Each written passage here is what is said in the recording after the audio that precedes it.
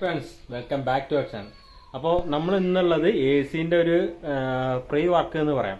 കാരണം എന്താ വെച്ചാൽ എ സി ചെയ്യാൻ വേണ്ടിയിട്ടുള്ള കുറച്ച് കാര്യങ്ങളൊക്കെയാണ് റെഡിയാക്കുന്നത്. അപ്പോൾ പ്ലംബിങ് കാര്യങ്ങളൊന്നും ഈ വീഡിയോയിൽ ഉണ്ടാവില്ല. നമ്മളെ കണ്ടൻസർ സെറ്റ് ചെയ്യണം, അതുപോലെ തന്നെ കുറച്ച് കട്ട് ചെയ്യാനുണ്ട്, അതൊക്കെ കട്ട് ചെയ്യാനുണ്ട്, കുറച്ച് വയറിങ് ചെയ്യാനുണ്ട്. അങ്ങനെ ആ കാര്യങ്ങളൊക്കെയാണ് ഉള്ളത്.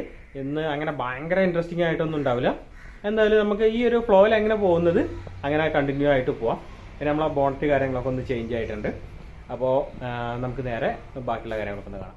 അടുത്ത വർക്ക് എന്ന് പറയുന്നത് ഇതാ, നമ്മളെ റേഡിയേറ്റർ ഇതാ ഇവിടെ വരുന്ന സമയത്ത് റേഡിയേറ്ററിൻ്റെ ഓസ് ഇതാ കറക്റ്റ് ഇവിടെ വരും.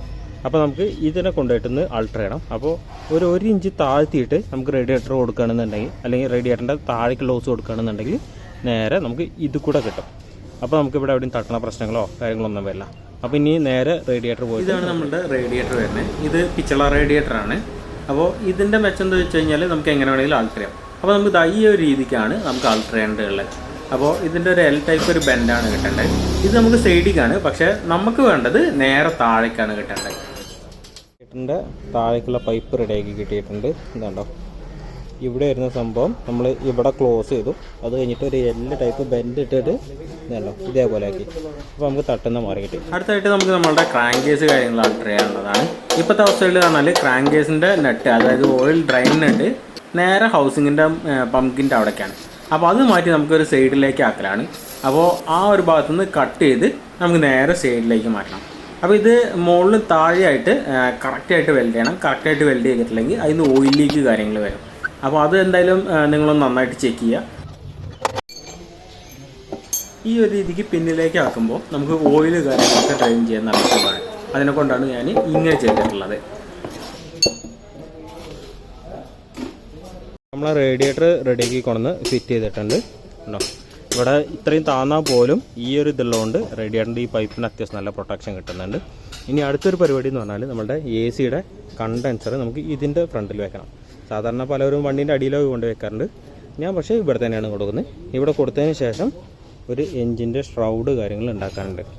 അപ്പോൾ എന്താ വെച്ചാൽ ഈ ഒരു ഭാഗത്തു കൂടെ മാത്രമേ ഇത് എയർ വലിക്കുള്ളൂ. അങ്ങനെ വരുന്ന സമയത്ത് നമുക്കിത് തണുപ്പിക്കാനും വലിയ റിസ്ക് വരില്ല.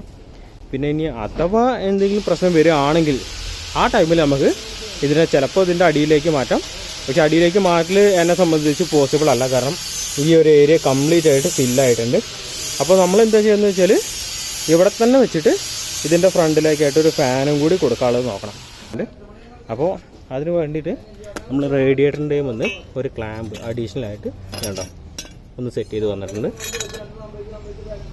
നമ്മൾ കണ്ടൻസർ വെച്ച് നോക്കിയിട്ടുണ്ട്. ഇതാ ഒന്ന് ക്ലാമ്പ് എടുത്തു, ഇവിടുന്ന് ഒരു ക്ലാമ്പ് എടുത്തു. ഫ്രണ്ട്സ്, നമ്മൾ എ സിൻ്റെ കണ്ടൻസർ കാര്യങ്ങളൊക്കെ ഫിറ്റ് ചെയ്തിട്ടുണ്ട്. 3 ക്ലാമ്പുമ്മിലാണ് ഇത് നിൽക്കുന്നത്. ഇതാണോ, ഇവിടെ ഒരു 2 ഇവിടെ 1. ഇതിൻ്റെ പ്ലംബിങ് കാര്യങ്ങളൊക്കെ ഇതാ ഈ റൂട്ടിനാണ് പോവുക. കാരണം ഇവിടെ മാത്രമേ ഇഞ്ചിൻ്റെ ഗ്യാപ്പുള്ളൂ. ഈ സൈഡ് കംപ്ലീറ്റ് ആയിട്ട് ക്ലോസ് ആയിട്ടുണ്ട്.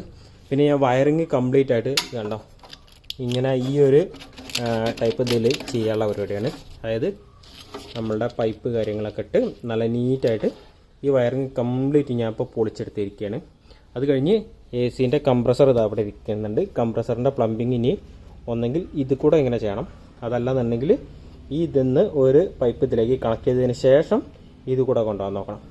എന്തായാലും ഇതൊരു ടാസ്ക്കായിട്ട് നിൽക്കുകയാണ്. അപ്പോൾ ഇത് റെഡിയാക്കാനുണ്ട്. പിന്നെ അതാ ഈ ഭാഗത്ത് ഇതിൻ്റെ ഡാഷ്ബോർഡ് കാര്യങ്ങൾ കംപ്ലീറ്റ് ആയിട്ട് ഊരിയിട്ട് അതിലേക്കുള്ള വയറിങ് കാര്യങ്ങളൊക്കെ നോക്കിക്കൊണ്ടിരിക്കുകയാണ്. ഇതൊരു ടെമ്പററി വയറാണ്, ഇതിൻ്റെ ഒറിജിനലല്ല. പിന്നെ എൻ്റെ ഇവിടെ ഈ ഫയർ വാൾ ഓൾറെഡി കട്ട് ചെയ്തിട്ടുണ്ടായിരുന്നു. അതുകൊണ്ട് തന്നെ എനിക്ക് എൻ്റെ ബ്ലോവർ കാര്യങ്ങൾ വെക്കണത് കുറച്ച് റിസ്ക്കുള്ള ഏർപ്പാടാണ്. അതുകൊണ്ട് തന്നെ എന്താ ഇവിടെ ഉണ്ടായിരുന്ന 2 ക്ലാമ്പ് വെട്ടിയിട്ടുണ്ട്. അതായത് നമ്മളുടെ ഡാഷ്ബോർഡിൻ്റെ ഹാൻഡ് ഗ്രിപ്പിൻ്റെ ഒരു ക്ലാമ്പ് ഉണ്ടായിരുന്നു. അതുപോലെ തന്നെ ഇവിടെ ആയിട്ട് നമ്മുടെ ആസ്ട്രേൻ്റെ ഒരു ക്ലാമ്പ് ഉണ്ടായിരുന്നു. പിന്നെ ഇവിടെ നമ്മുടെ സ്റ്റീരിയോൻ്റെ ഒരു ക്ലാമ്പ് ഉണ്ടായിരുന്നു. അങ്ങനെ 3 ക്ലാമ്പിന് ഞാൻ കട്ട് ചെയ്ത് ഒഴിവാക്കിയിട്ടുണ്ട്. ഇപ്പോൾ നമുക്ക് ഇതിൻ്റെ ഉള്ളിലേക്ക് ഇറങ്ങിയിരിക്കും. അതുപോലെ എന്താ ഇവിടെ നിന്ന് ഒരു ചെറിയൊരു കട്ടിങ് ഇങ്ങനെ വന്നിട്ടുണ്ടായിരുന്നു. അതിന് ഞാൻ കട്ട് ചെയ്ത് ഒഴിവാക്കി ഇവിടെ ഗ്രൈൻഡ് ചെയ്തിട്ടുണ്ട്. പിന്നെ ഇവിടെ മാക്സിമം അടുപ്പിച്ചാലും എനിക്കിതിൻ്റെ നമ്മുടെ ഗ്ലോ ബോക്സ് കട്ട് ചെയ്യേണ്ട ഒരു അവസ്ഥ വന്നിരുന്നു.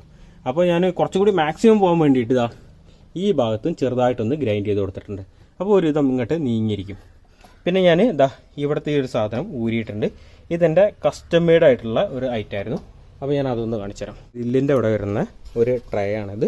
ഇത് കസ്റ്റം മെയ്ഡാണ്. കാരണം ഇതിലൂടെ വെള്ളം വന്ന് നേരെ ഈ പൈപ്പിലൂടെ നേരെ ആ ഹോള് വഴി പുറത്തേക്ക് പോവുകയാണ് ചെയ്യുക.